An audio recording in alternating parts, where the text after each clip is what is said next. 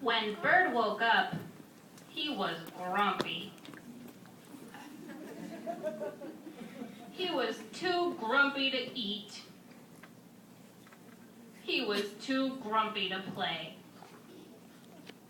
In fact, he was too grumpy to fly. Looks like I'm walking today, said Bird. Bird walked past Rabbit. Hi there, Bird, said Rabbit.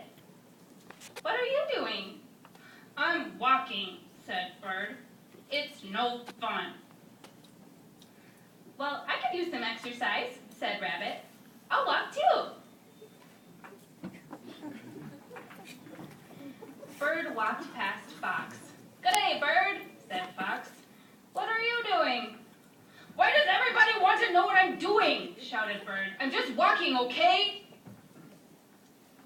Okay, said Fox. Let's go. Bird walked. The other animals walked. Bird stopped. The other animals stopped. Bird stood on one leg. The other animals stood on one leg. Bird jumped. The other animals jumped. Hey, this is fun, said Bird. Come on, said Bird, who had forgotten all about being grumpy. Let's fly back to my nest for a snack.